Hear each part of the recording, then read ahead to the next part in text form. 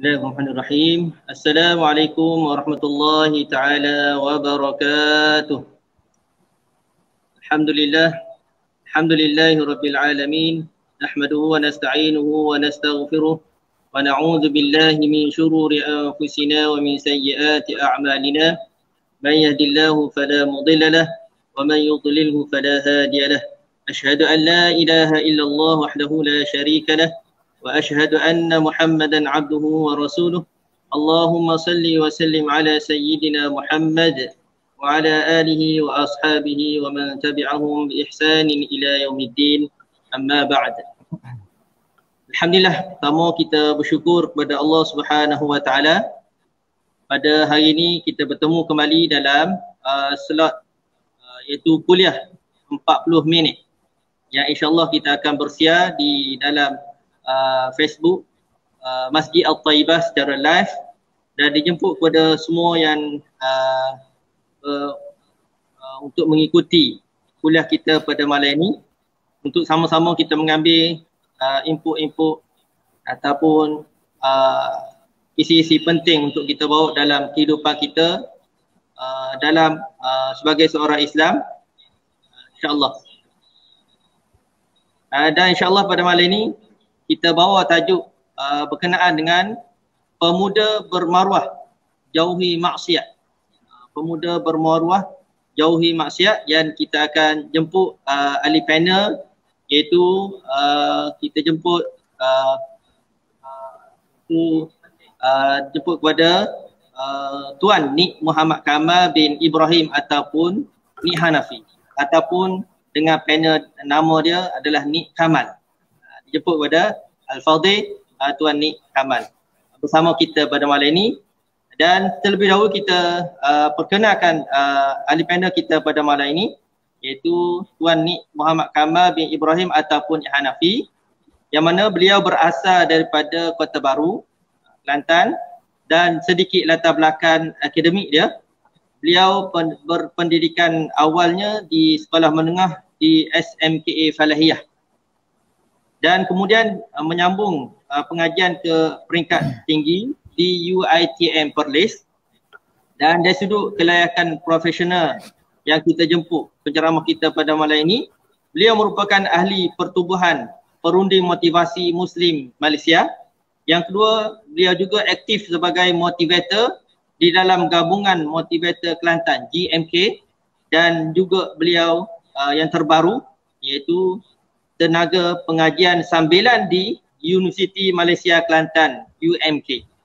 Itu sedikit biodata penceramah kita pada malam ini yang akan mengulas berkenaan dengan pemuda bermaruah jauhi maksiat.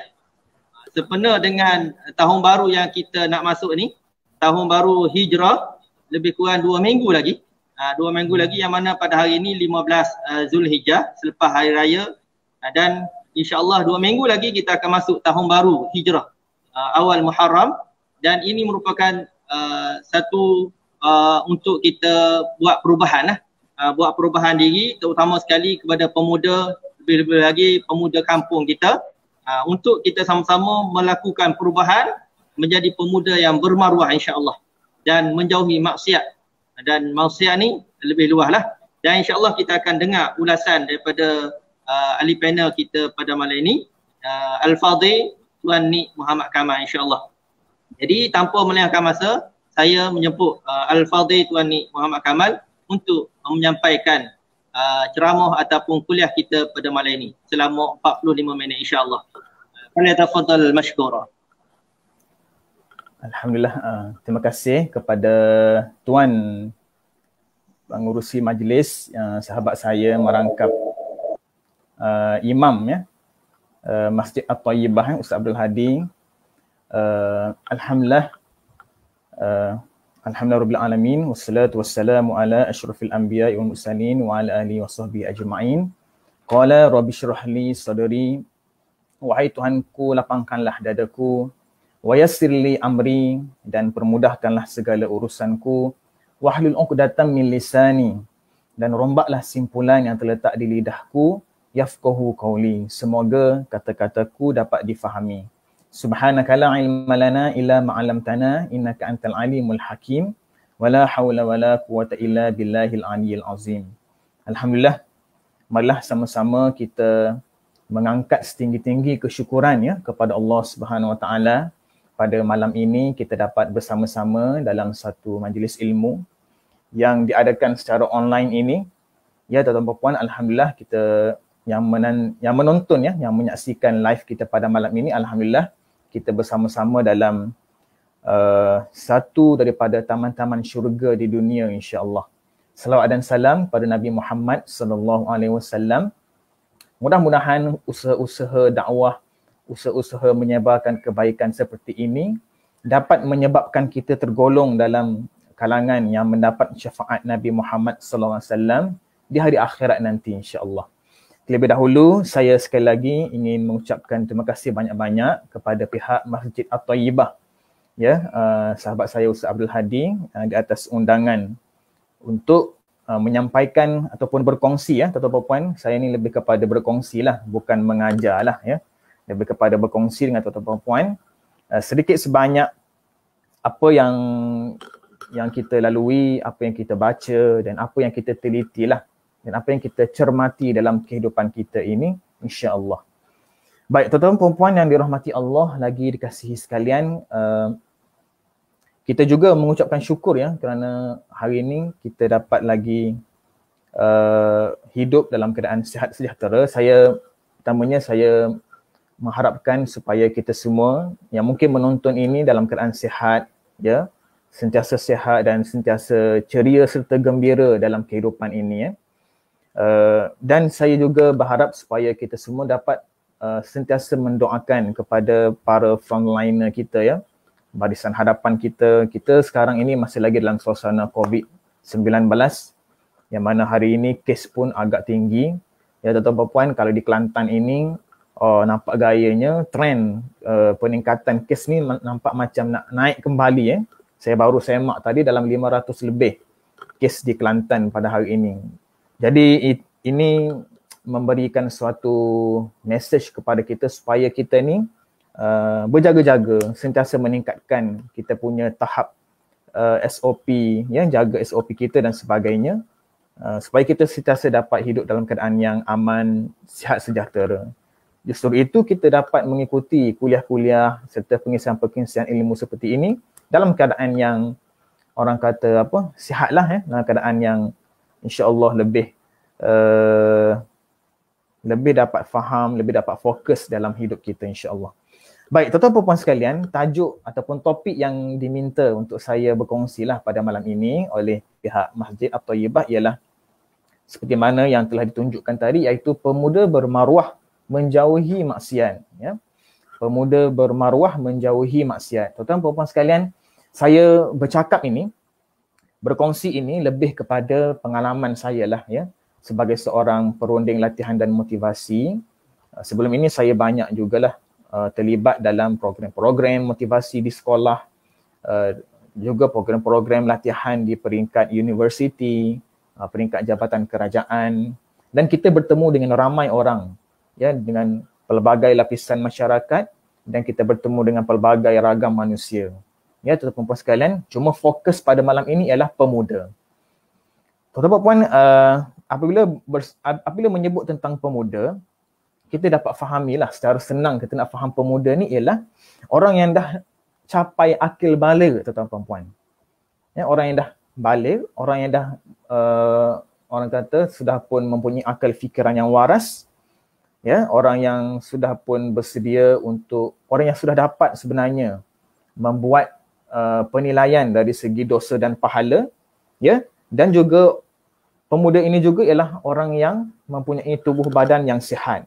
Orang yang mempunyai kekuatan daya tenaga yang hebat dalam dirinya, berbeza daripada kalangan umur-umur yang lain.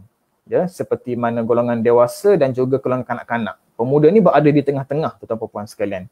Ada didefinisikan pemuda ini ialah orang yang berumur 16 hingga 30 tahun. Maka kalau umur ini, tuan-tuan puan sekalian, kita boleh faham ialah golongan manusia yang mempunyai daya, kekuatan fikiran yang kuatlah. Berbeza daripada golongan dewasa dan juga golongan kanak-kanak ataupun budak-budak lah ya. Jadi ini ialah golongan pemuda. Baik. Seterusnya tajuk ini juga ada menyentuh perkataan maksiat ya. Pemuda bermaruah menjauhi maksiat. Maka apa itu maksiat tuan-tuan puan-puan sekalian?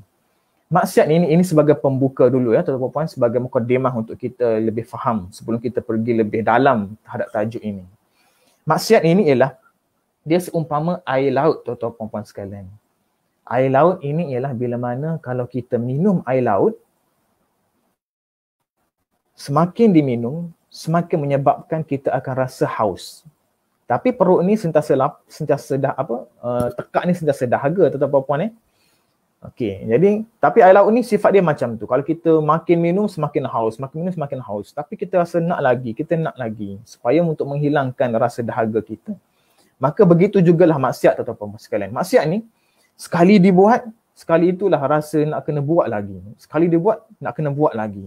Sekali nak buat, nak kena buat lagi sampai tak tahulah bilakah puasnya. Seperti mana air laut tadi kan. Masin dia ni, semakin kita minum, kita tak rasa kepuasan daripada air laut itu. Maka begitu jugalah maksiat ini. Semakin kita buat, semakin orang tu buat, maka semakin rasa nak buat lagi sehingga tak tahu bila manakah rasa puas dengan maksiat tersebut. Tuan-tuan puan-puan sekalian. Maka ini yang kita perlu faham daripada tajuk ini. Pemuda bermaruah menjauhi maksiat. Maka dan dalam tajuk ini juga ada perkataan bermaruah. Ya. Bermaruah ini yang kita boleh faham ialah seorang anak muda, seorang remaja yang mempunyai nilai peribadi yang tinggi, maka dia akan berusaha untuk menjauhi maksiat. Untuk menjauhi maksiat supaya dirinya terjaga daripada buat benda-benda yang tak betul lah dalam kehidupan dia. Baik, tuan-tuan puan-puan sekalian, apabila kita membicarakan topik ini, saya teringatlah satu pengalaman saya. Tuan-tuan, saya pernah pergi ke sebuah kedai buku. Ini cerita sikit lah tuan-tuan puan-puan ya. Saya pernah pergi ke sebuah kedai buku. Ini pengalaman saya lah. Saya bila mana masuk dalam kedai buku tersebut, ini di Johor. Adalah sebuah kedai buku di Segamat Johor ni. Saya masuk nak tengok-tengok, tinjau-tinjau lah buku ni. Okey. Dan saya pergi ke satu rak buku yang buku tu banyak buku-buku motivasi lah ya. Buku-buku motivasi, buku-buku tentang soal jawab agama, buku-buku tentang motivasi, soal jawab agama, buku-buku bisnes, buku-buku tentang self-help buku-buku yang membina diri. Baik, apabila saya berada di situ, tiba-tiba ada seorang remaja perempuan datang. Yang mana dia juga saya lihat sedang membelek-belek buku tersebut. Saya ada di satu sudut ini, dia berada di dekat berhampiran jugalah dengan saya. Okey, cuma saya, yelah kita duk tengok-tengok buku kat sini, dia tengok buku-buku kat sana lah. Tapi dia rak buku-buku motivasi. Baik, tuan-tuan puan sekalian, apabila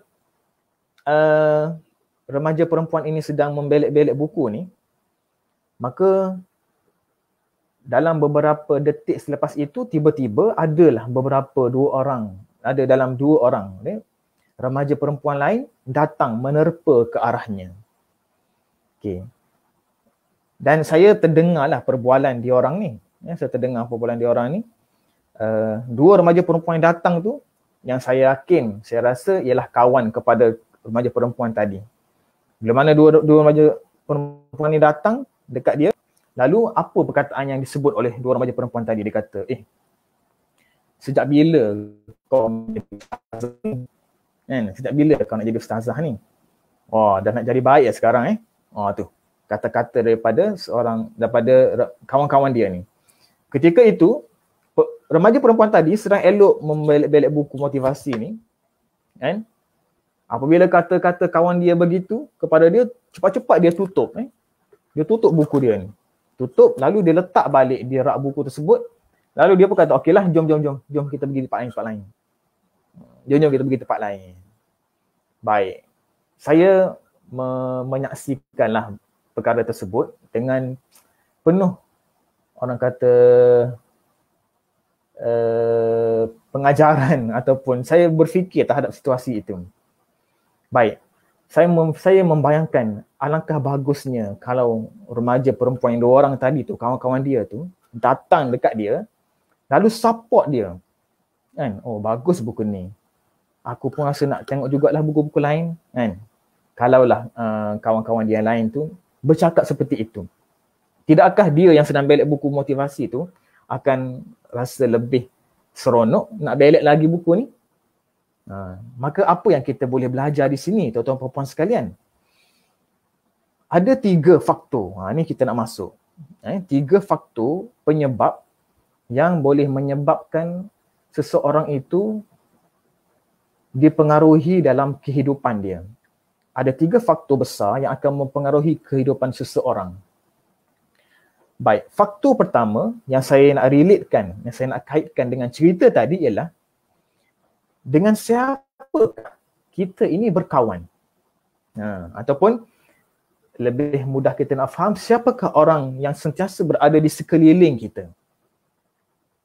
Maka biasanya orang-orang yang berada di sekeliling kita itu ataupun dengan siapa kita berkawan, dengan siapa kita selalu berkomunikasi, berinteraksi, maka orang-orang sekeliling kita itu ialah bakal mempengaruhi bagaimana perwatakan hidup kita, tuan-tuan dan puan sekalian. Dengan kata lain, kalau baik orang sekeliling kita ni ataupun kawan-kawan kita tu semua orang yang baik-baik, maka insya-Allah kita akan jadi seorang baik, tuan-tuan dan puan. Tetapi kalau sekeliling kita ini ramai manusia-manusia yang tidak membantu ke arah kebaikan, bahkan mungkin orang-orang yang ialah orang yang sentiasa buat maksiat. Nah, kita berkawan dengan ahli-ahli maksiat, tuan-tuan dan puan, maka sudah tentulah kehidupan kita akan menjuruskan ke arah itu. Maka ini faktor yang pemuda mesti kita perhatikan dalam hidup kita. Faktor pertama, dengan siapa kita berkawan ataupun siapakah orang yang sekeliling, yang sentiasa berada sekeliling kita. Itu yang pertama, tuan-tuan puan sekalian. Khususnya pemuda yang mungkin sudah menonton live kita ini kan. Ataupun mungkin dalam live kita ni ada mak ayah yang sedang menonton, atuk nenek ke, yang mungkin ada anak-anak pemuda ni, anak-anak remaja ni, mak ayah, atuk nenek, boleh untuk kita cuba fikir-fikirkan benda ini. Dengan siapa anak-anak remaja kita berkawan? Siapakah orang yang sentiasa berada di sekeliling anak-anak remaja, anak-anak pemuda kita ini? Itu yang pertama. Faktor yang kedua, tuan-tuan sekalian, tuan-tuan puan ialah apakah rancangan televisyen ataupun video ataupun tak kisahlah YouTube ke ataupun video di Facebook ke, video di Twitter ke ataupun mana-mana yang bersifat skrin, yang mana yang selalu kita tengok, yang selalu kita tonton. Apakah rancangan ataupun siaran yang selalu kita tonton dalam hidup kita? Maka itu juga akan mempengaruhi bagaimana kehidupan ataupun reaksi dalam hidup kita ini. Kalau kita menonton, kalau kita hidup kita ni sentiasa menonton rancangan-rancangan keagamaan, ya, maka insya-Allah kita ni akan menjadi seorang manusia yang beragama. Tetapi kalau hidup kita ni sentiasa kan menonton rancangan-rancangan hiburan yang melalaikan ataupun menonton video-video yang tak sepatutnya, video tak senonoh, maka itulah yang akan mempengaruhi bagaimana cara kita berfikir dan bagaimana cara kita bertindak dalam hidup kita. Maka pemuda, awas, perhatikan apakah yang selalu kita tonton dalam hidup kita. Maka yang ketiga, tuan-tuan dan puan sekalian, ialah apakah buku ataupun makalah ataupun artikel ke ataupun status-status Facebook ke, kan, di Twitter ke, yang berbentuk teks ini, yang selalu kita baca, tuan-tuan dan puan sekalian, yang selalu kita baca, kan, maka itu juga akan mempengaruhi cara berfikir kita. Boleh jadi, tuan-tuan dan puan, kita boleh semak, ya, sahabat-sahabat kan, rakan-rakan yang menonton ini, cuba semak di almari dalam rumah kita tu. Buku apa yang banyak di rumah kita. Ataupun kalau kita ni ada rak-rak buku tersendiri di bilik ke kan, cuba kita tengok buku apa yang ada dalam bilik kita. Kalau banyak buku-buku self-help, buku-buku macam motivasi, buku-buku soal jawab agama, buku-buku ilmiah, akademik dan sebagainya, maka insya-Allah itu akan menyebabkan seorang manusia itu reaksi ataupun dia punya cara kehidupan dia akan lebih baik.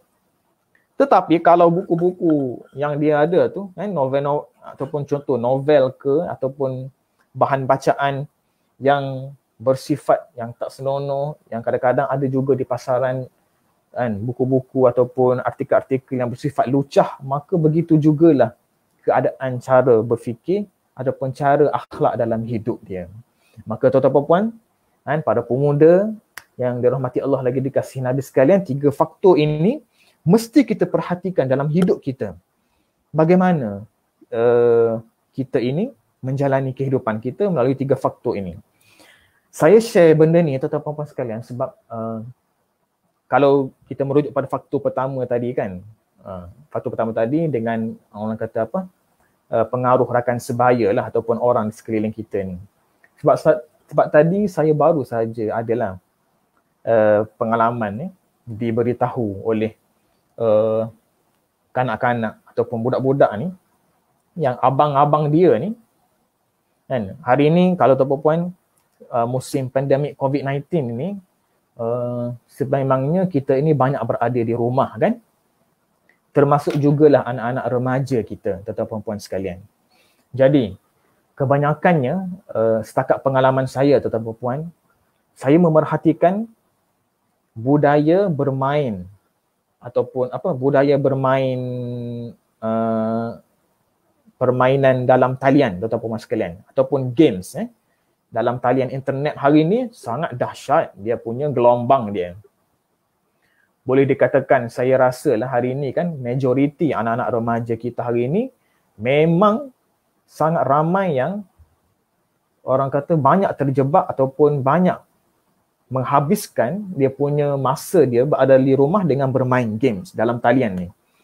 Seperti PUBG, Mobile Legends dan sebagainya. Baik, tuan-tuan puan sekalian. Saya tidaklah nak mengatakan hukum ataupun tak boleh nak bermain game seperti ini. Cuma tuan-tuan puan, anak-anak muda, para pemuda di sini yang sedang menonton live ini, cuba kita sama-sama semak. Adakah masa kita dalam setiap hari ini yang mana banyak dalam seharian hidup kita ni? Banyak bermain games ke ataupun banyak buat benda-benda lain yang lebih bermanfaat? Cerita tentang game ni pula tuan-tuan puan, tentang gamers sekarang ni ramai orang yang anak-anak muda ni yang terlibat dalam budaya gamer ni, bermain dan sebagainya ni. Okey. Sehingga adalah kelompok-kelompok gamers ni, saya minta maaf saya sebut dari segi kata-kata yang terkeluar daripada mulutnya. Sebab remaja hari ni yang saya perhatikan, dia boleh kalau bermain bermain game ni, dia boleh ada interaksi dengan kawan-kawan dia di rumah lain tau. Kawan-kawan dia duduk rumah lain, dia boleh buat satu team, semuanya duduk online di tempat lain dan mereka akan menyusun strategi dan mungkin menyerang ke dan sebagainya. Baik. Jadi tak pelik tuan-tuan puan kalau kita pergi rumah-rumah yang mungkin tiba-tiba anak dia dalam bilik seorang-seorang tapi tiba-tiba terdengar suara dia kuat tau, ketawa ke ataupun kadang-kadang yang saya risau juga sampai tahap apabila stres dengan game ni kan, bermain kadang-kadang kalah ke dan sebagainya, sampai tahap anak-anak remaja kita ni boleh keluar perkataan-perkataan mencarut yang tak sepatutnya. Kan? Maknanya dengan rakan-rakan yang lain ni memang perkataan-perkataan mencarut, perkataan-perkataan lucah kadang-kadang tu keluar daripada mulut dia tu biasa saja tuan-tuan puan. Maka ini satu perkara yang kita perlu perhatikan kepada akhlak-akhlak remaja dan anak-anak kita pada hari ini. Tuan-tuan puan sekalian. Baik. Seterusnya kita cuba semak tuan-tuan puan sekalian. Apabila kita refer kepada apa yang saya share tadi tentang banyak kita hari ini berada di rumah kan, sebab musim COVID-19 ni kerajaan pun meminta kita supaya stay at home dan kalau kita macam saya pun dan saya yakin tuan-tuan puan pun banyak yang BDR sekarang kan buat kerja dari rumah.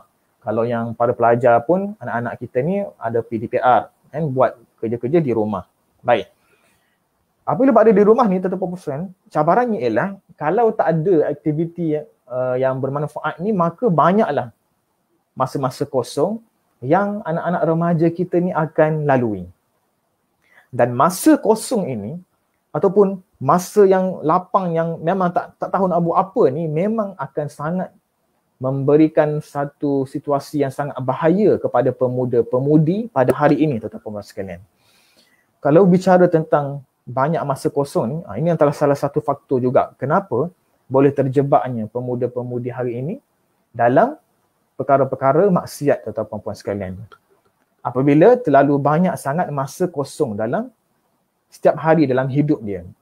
Saya pernah terdengar dalam radio Aikin kupasan kisah Nabi Yusuf dengan Zulaikha ataupun Imra'atul Aziz, isteri kepada Raja Mesir, oleh Ustaz Syar'i Abdul Rahman. Suatu ketika dulu, saya masih ingat lagi Ustaz Syar'i Abdul Rahman menyebut ketika mentadabbur beberapa ayat Quran yang ada kaitan dengan kisah Nabi Yusuf, dia apabila sewaktu dia digoda oleh Zulaikha ni kan, ataupun sebenarnya dalam Quran menyebut Imra'atul Aziz, isteri kepada Raja Mesir pada ketika itu. Baik, apabila dikaji, saya dikaji ayat tersebut dan saya mendengar kupasan Ustaz Syar'i ini, dia menyebut apa?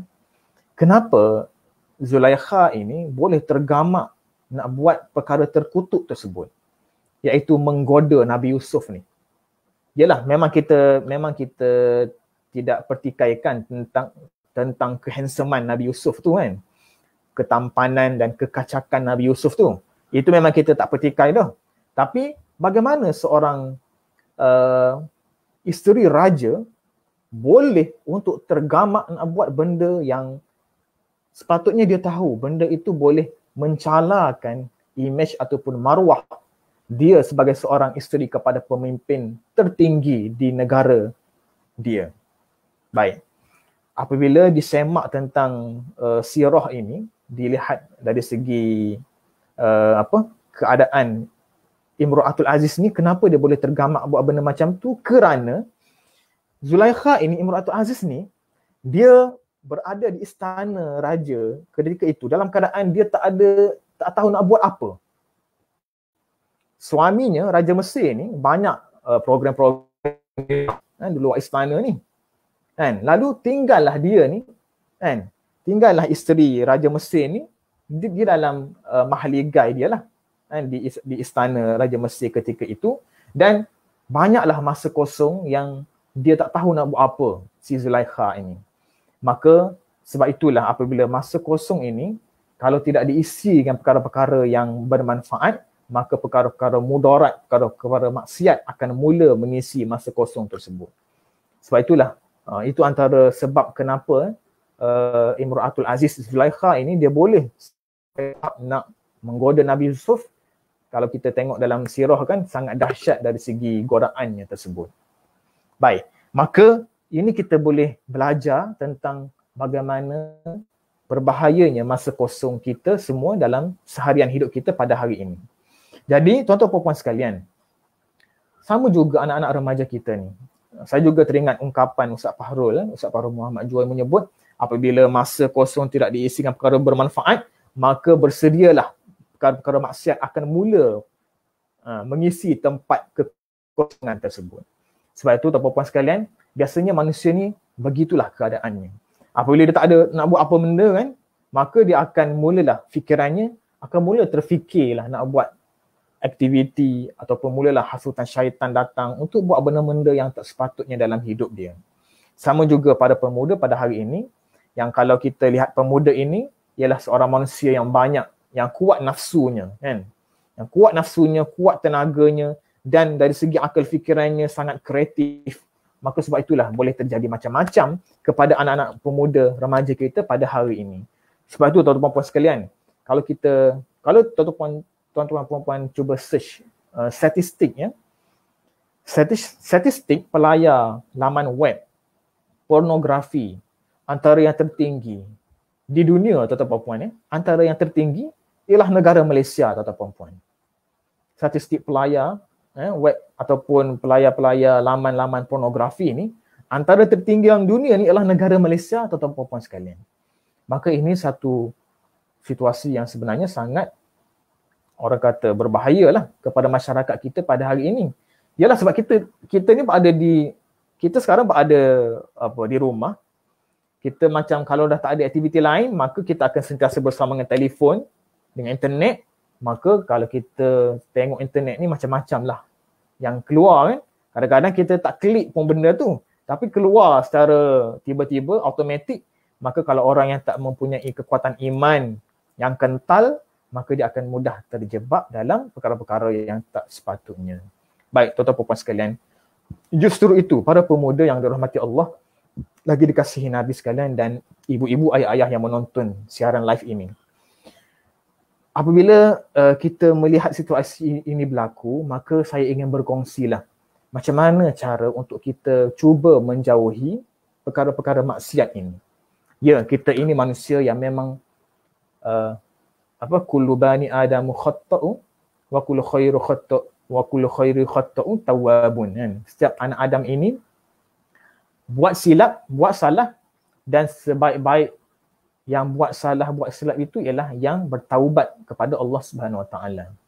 Tuan-tuan puan sekalian, maka memang kita sedar, kita sebagai manusia, macam saya sendiri pun memang tak terlepas daripada buat kesilapan, daripada buat maksiat, dosa dan sebagainya.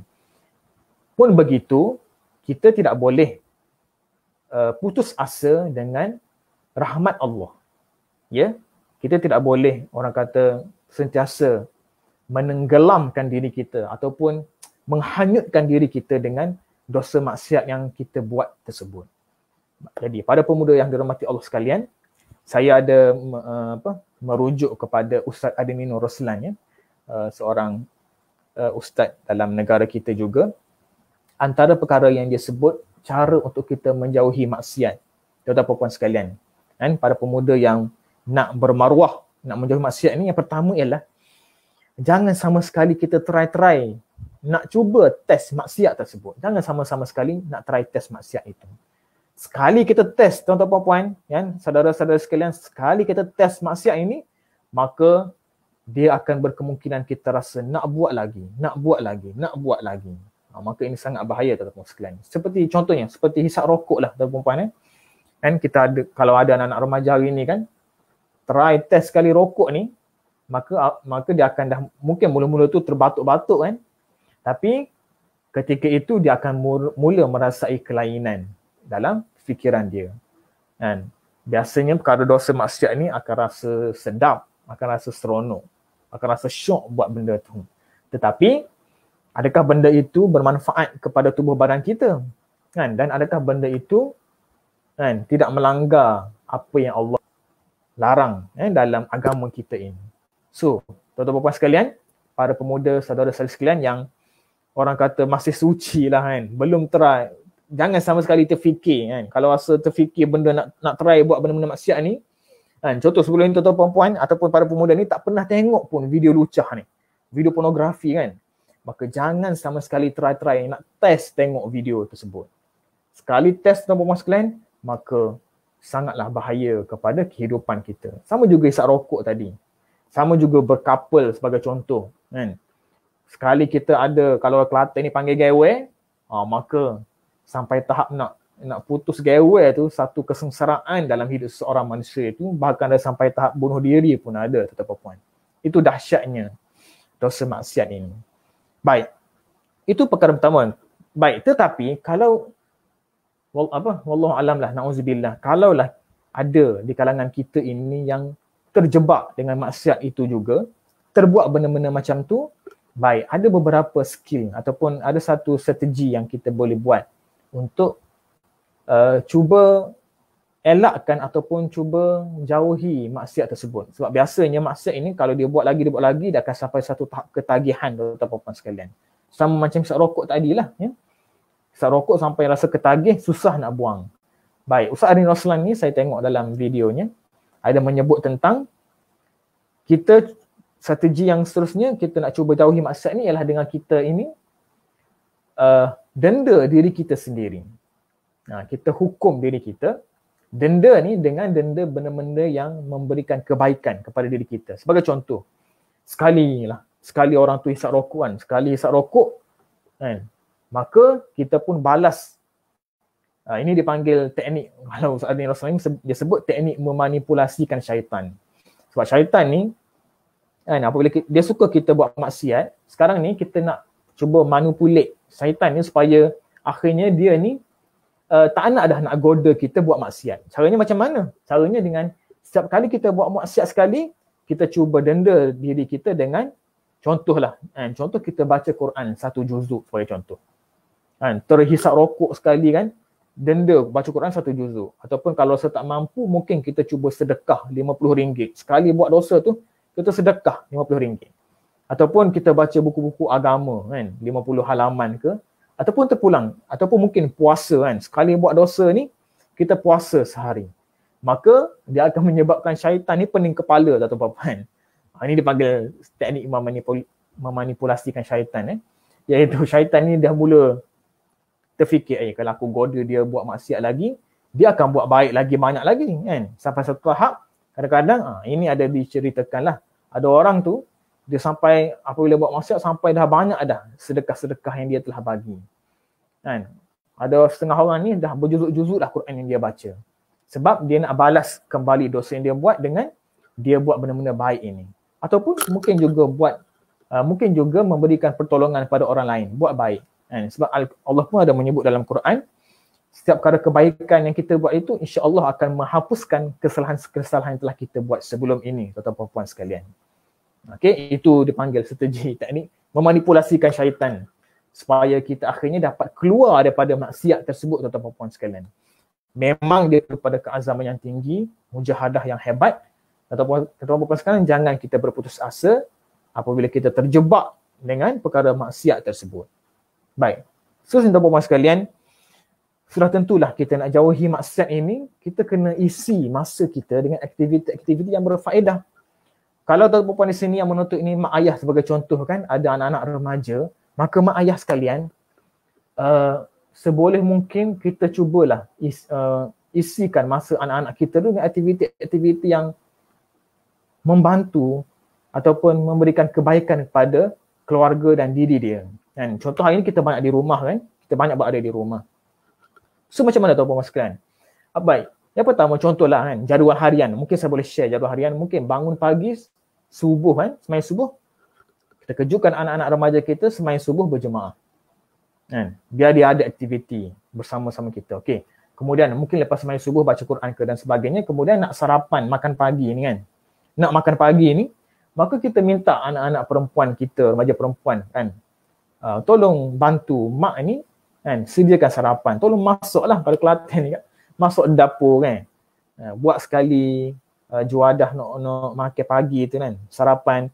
Ataupun kalau budaya di Kelantan ni suka makan nasi berlauk kan, maka kita minta anak lelaki kita tu pergi beli nasi berlauk tu. Jangan mak ayah semua nak kena buat benda tersebut. Sebab ada juga mak ayah ni kan, minta maaf saya sebut, ada yang agak memanjakan anak-anaknya. Semua mak ayah nak buat sampai anak-anak tu dah jadi macam raja lah pula dalam rumah tu. Jangan tuan-tuan puan sekalian. Apa aktiviti-aktiviti yang kita boleh minta anak kita buat, kita minta anak kita buat. Aktiviti-aktiviti yang mungkin anak kita tak mampu buat, tu mungkin itu biar kita yang buat. Kenapa tuan-tuan sekalian? Supaya anak-anak kita ni ada aktiviti yang tersendiri. Selain duk main game, duk menghadap telefon kan, kita biar mereka ada aktiviti bersosial di luar ni. Kan? Contohnya sama ada bersosial dalam family ataupun di luar masyarakat sana. Kan? Anak lelaki kita minta dia naik motor pergi beli nasi berlauk, bawa balik makan sama-sama sebagai contoh. Okey, kemudian lepas tu buat apa? Okey, mungkin lepas tu buatlah aktiviti, contoh mengemas rumah kan, kemas rumah ke, mop lantai ke kan, sapu buang sampah ke, sapu sarang labah-labah ke, basuh kereta ke. Inilah konteks kita berada di rumah lah, sebab kita sekarang ni banyak berada di rumah kan. Maka macam tu tuan-tuan puan sekalian. Anak lelaki kita ni tolong basuh kereta ataupun mungkin ada kebun ke kan, boleh bercucuk tanam, nanai ke apa dan sebagainya ni, kita joinkan sekali anak-anak kita ni buat benda-benda itu. Supaya mereka ni tidak banyak berada dalam bilik secara keseorangan tuan-tuan puan sekalian. Anak-anak kita ni tuan-tuan puan sekalian, pemuda-pemudi ni kalau asyik dalam bilik seorang-seorang dalam masa yang lama, maka bahaya tuan-tuan puan sekalian. Itu satu situasi yang bagi saya kita mesti keluarkan dia daripada bilik tu lama-lama, sebab biasanya apabila dia menghadap telefon, dia akan mulalah nak pergi kepada benda-benda yang tak baik dalam hidup dia. Okey, mungkin mungkinlah ada family itu, contoh atuk nenek yang keuzuran sebagai contoh kan, nak uruskan atuk nenek ni, kita boleh minta juga anak-anak remaja kita ni tolong tuan-tuan puan sekalian kan, mak ayah di sini kan, tolong yang keuzuran dan sebagainya. Apa lagi, okey, contoh nak pergi beli barang kan, anak lelaki kita ni tolong drive, bawa kereta, bawa motor, biar biar mereka pergi beli barang dan sebagainya. Apa lagi aktiviti lain? Okey, seterusnya mungkin ada anak-anak remaja kita ni, baik yang mungkin kalau ada mereka ni ada program-program yang melibatkan online kan. Tuan-tuan puan sekalian, kita bagi ruang kepada mereka untuk join program-program online yang bermanfaat itu. Hari ini banyak tuan-tuan puan sekalian di luar sana program-program motivasi, program-program camp ataupun kursus yang diadakan secara online. Maka ini pun antara benda yang tuan-tuan puan kan, mak ayah di sini yang mungkin tak ada idea nak buat apa pada anak kita ni kan. So kalau ada benda-benda macam ni, kursus online ke apa semua ni, kita boleh sama ada kita tanya anak kita ataupun kita minta dia join kursus tu, ataupun kalau dia sendiri memang nak benda-benda macam tu, kita bagi peluang kepada dia supaya masa dia ni lebih terisi dengan perkara-perkara yang lebih berfaedah dalam hidup dia. Maka saya cerita benda ni sebab ini situasi kita berada situasi stay at home kan, musim pandemik COVID-19 ni banyak berada di rumah. Maka ini yang kita mungkin boleh buatlah kan, kita banyakkan aktiviti-aktiviti berfaedah di rumah, maka insya-Allah anak-anak kita ni akan dapat menjalani kehidupan dengan lebih baik dalam diri dia. Kalau di kampung tuan-tuan puan sekalian, kadang-kadang ada anak-anak lelaki ni yang tolong bantu ngecat rumah lah kan. Itu pun bagus sebenarnya tuan-tuan puan sekalian. Apa lagi? Setengah tu tolong tanam pokok ke dan sebagainya. Buatlah tuan-tuan puan sekalian. Hari ni memang kita kena banyakkan kreativiti benda macam ni. Walaupun benda tu nampak remeh, tapi kalau anak-anak kita enjoy, biarlah mereka enjoy kan.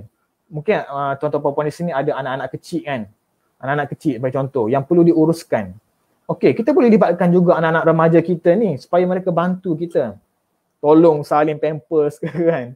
Kalau anak kecil tolong salin pampers ke, ataupun apa lagi, tolong mandikan adik-adik apa dan sebagainya. Biar anak-anak remaja kita ni yang pemuda-pemudi ni buat benda-benda tu. InsyaAllah lama-lama mereka akan belajar sendiri kehidupan dengan lebih baik dalam kehidupan mereka. Kalau musim COVID-19 ini kadang-kadang kalau yang terputus sumber pendapatan kan, kehilangan pekerjaan, yang mungkin terpaksa keluar berniaga, buka open table kan, buka meja jual gerai-gerai tepi jalan. Tuan-tuan puan sekalian, mak ayah, libatkan sekali anak-anak lelaki ni. Jangan bagi mereka duduk rumah. Kita ni kalau Kelantan panggil suku sembai kita cari duit kan.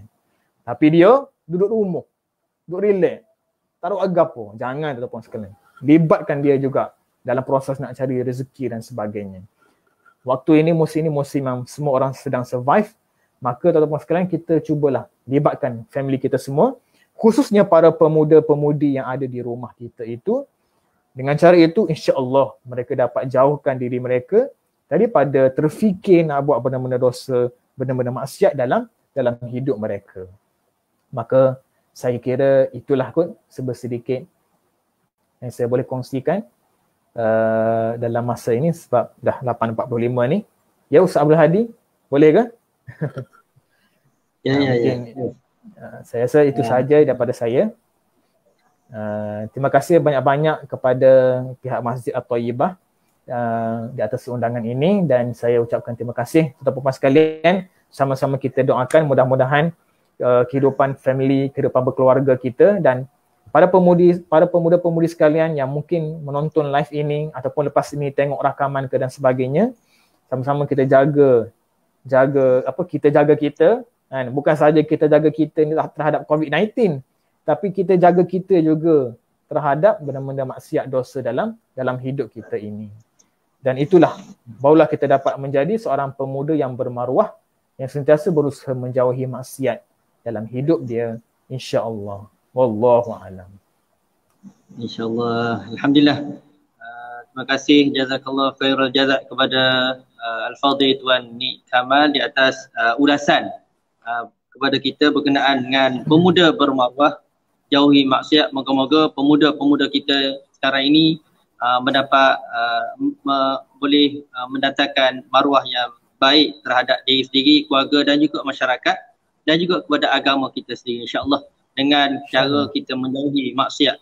Lebih lagi pada musim COVID-19 PKP ini yang berada di rumah masing-masing, moga-moga dapat sama-sama kita jauhi diri kita daripada maksiat kepada Allah Subhanahu Wa Taala itu sendiri.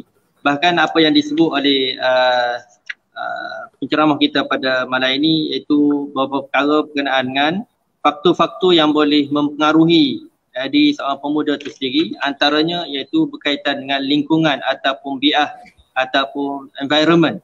Environment, suasana, keadaan dia duduk tu boleh mempengaruhi dan boleh membentuk diri seseorang itu. Kalau dia berada dalam lingkungan, environment ataupun bi'ah yang baik, insya-Allah dia akan beri kesan yang baik kepada diri seorang pemuda itu sendiri. Dan juga yang kedua iaitu dari sudut pendidikan sendiri.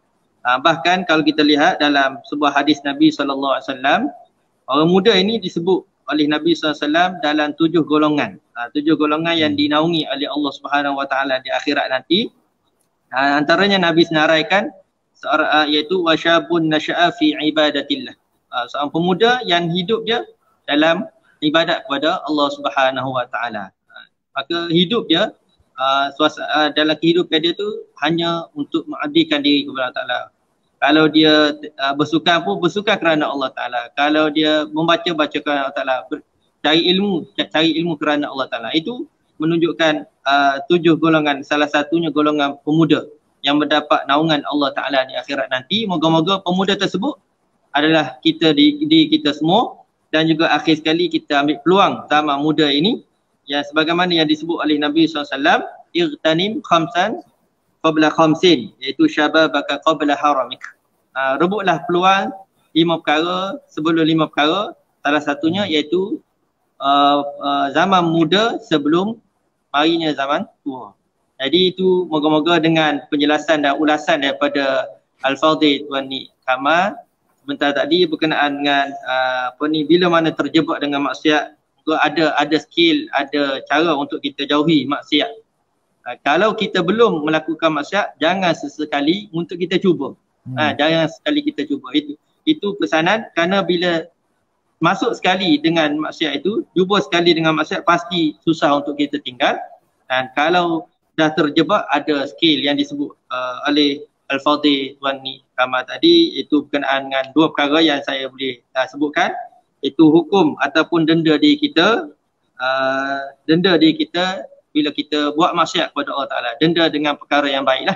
Dan juga yang kedua, isi masa kita dengan perkara-perkara yang berfaedah. InsyaAllah moga-moga ia dapat mencapai seorang pemuda yang bermaruah dan juga menjauhi maksiat yang dilarang oleh Allah Subhanahu Wa Taala. Dan pihak kami, pihak Masjid At-Taibah mengucapkan banyak terima kasih kepada Al-Fadhil Tuan Nik Kamal di atas ulasan kepada kita semua. Moga-moga ia memberi manfaat dan keberkatan daripada Allah Subhanahu Wa Taala.